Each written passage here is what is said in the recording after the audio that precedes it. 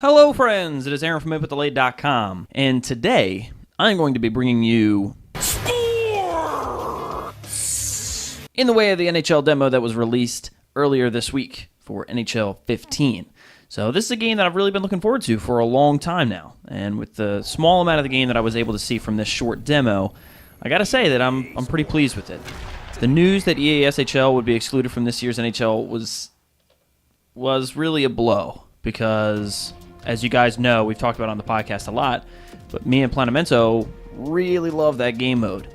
But aside from that, aside from the exclusion of EASHL, the game looks great. So let's focus on what's actually here. All right, so let's go into Freescape for a little while, and I'll tell you a little bit about what I've discovered from that. As you can see from the handy controller here, the control scheme looks pretty much the same as it always does.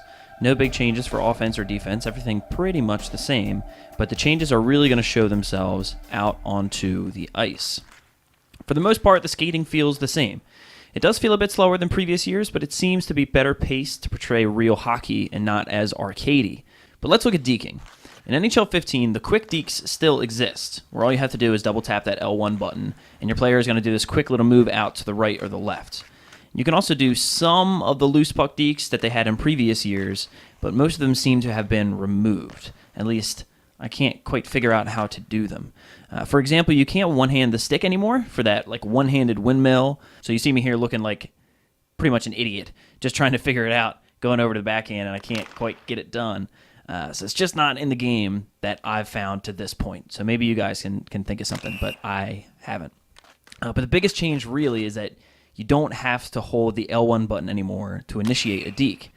So, all right, NHL purists, technically, yes, a deke is just moving the puck. So, okay, we'll say dangle. Anyway, for the dekes, dangles in this game, you can do some pretty nifty cuts just by sort of putting the puck out to your forehand or your backhand and then moving the right analog stick to the opposite side. And then at the same time that you're doing that, you move the left analog stick to that same side. So what you're doing is you're moving the right analog stick to the right, then you're cutting it back to the left at the same time that you move the left analog stick that controls your player to the left as well. And then the opposite is true, so right to left or left to right. What's really cool about this move is that you can do little short bursts from basically a standstill, and you see me sort of doing a whole bunch of these little short bursts at once, or you can actually hold the move for a little bit longer, and then you can do a slightly longer cut to the right or left in case you need some extra positioning to get around a defender or around the goalie. It's really awesome. You can use these to really mess with the goalie's head. So here you'll see me try to do some pretty slick moves, and I really melt Lundqvist's brain here. Yeah, brain all over the ice. King Henrik, get out of here. Plus, check out this little gem that I found while I was messing around. Oh, jeez. Oh, it's so pretty. So this brings me to my next point. It definitely seems like the goalies this year have trouble with anything up close, especially the dekes, and especially the new dekes. It feels way too easy to deke out King Henrik here. You don't even have to do anything special. Just a slight move, forehand, backhand, or vice versa, and then boom, goal. On the flip side, the goalies appear to do a much better job against actual shots than they did last year. So here you'll see me try to do the classic toe drag wrist shot move that's worked since NHL 09. And look at that. Henrik is having none of that shit. Slap shots don't seem to be any more effective.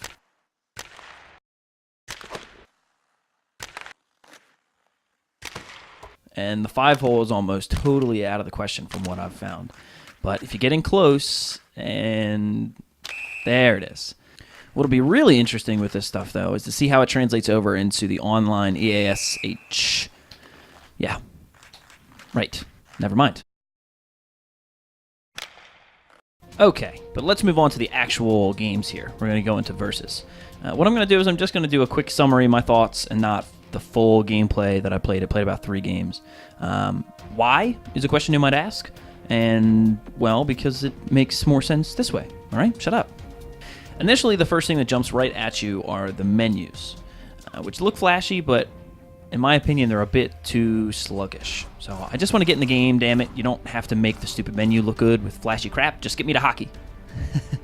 Though it's a pretty good judge of the character models here. So Anze Kopitar looks, man, doesn't he look fine? Anyway, next big change.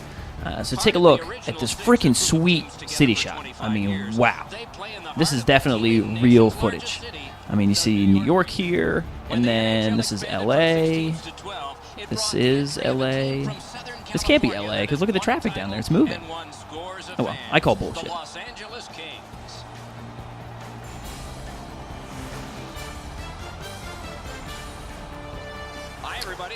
Now check these graphics out, though. Holy crap, these people look authentic. You know what? This is probably why they didn't have time to make OTP, because of how long they spent on these character models.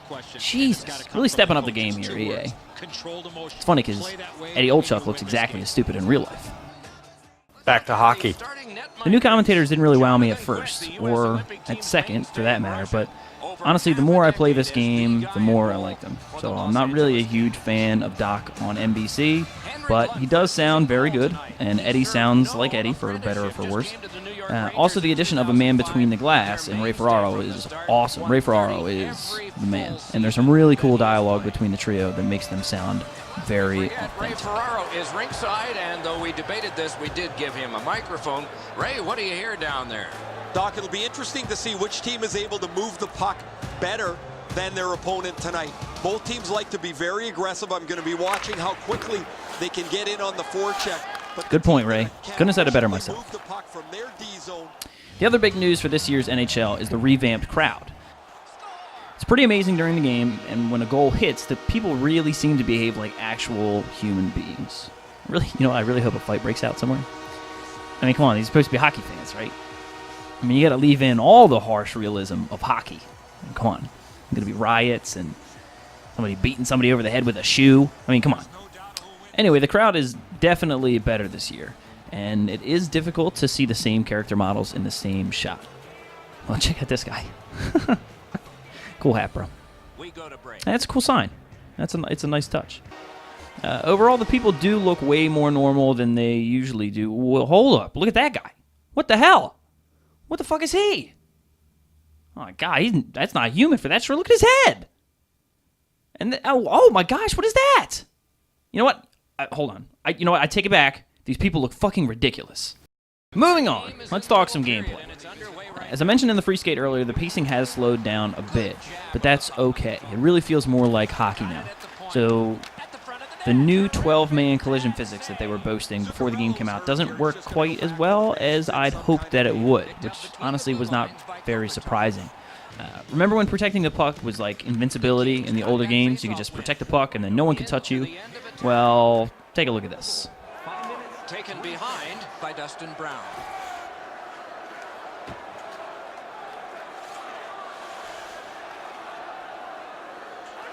He drives toward the slot. He drives toward the slot. Looking for a better lane. Speeds right on goal. Ouch. Okay, so it's obviously not perfect, but still, the AI just can't deal with that for some reason. The new puck physics are actually awesome, though, and on multiple occasions I've seen the puck bounce around player skates really wildly, and it'll just take strange hops, and also it'll roll up onto its edge and pick up steam down the ice and out of your reach, and sometimes it'll lead to some icing calls, or it'll just, ruin a breakaway chance, and that's actually really cool because it feels, like hockey. So the guy that they brought on to fix those puck physics for the game really, really did a good job, and I'm pleased about it for the first time. Speaking of the icing, I'm glad for the inclusion of the no-touch icing this year, which was expected. So what's really nice is that you get to keep skating after the whistle, and the AI thinks that there's no possible way that you'd be so dirty as to smash them into the glass, right? So go ahead, guys. Ice that puck, and you show them who's boss. You do it. It'll make you feel great. The AI this year isn't bad either. As you see, Rick Nash here makes some pretty Rick Nashy moves with that little cut over, and they don't seem to be quite as dumb as they used to, and they'll actually dump the puck in a little bit more often into the zone, and they'll play more north-south hockey than in previous years, where they would just stand at the blue line or stand at the red line and pass it back and forth. and not actually go anywhere with the puck. So they have changed a little bit. The player models are also gorgeous. I mean, really, check them out. Mark Stahl. Look at his dumb face. And Jeff Carter. Come on, dude. You were supposed to be a flyer. How could you? The jerseys definitely have some motion to them, which is a cool touch, too. And the ice looks great. The arena looks great. The game, it looks great. It's awesome all around. From an aesthetics point of view, the game looks fantastic. So there you go, everyone. Overall, I'm really pleased with the way that NHL 15 is shaping up, and I'm totally excited for September 9th. So Destiny that comes out the same day, you know what? It's going to stay right in its wrapper, baby. Fuck you, Traveler. I'm not a Guardian. I'm a goddamn hockey fan, and I'm proud of it. I'll leave you guys with this beautiful goal from Marian Gabrick. We hope you enjoyed this. Thanks for watching. For Eddie Olczyk and Ray Ferraro, Mike Emmerich saying good night. Also a shot of this guy's stupid head. Take care.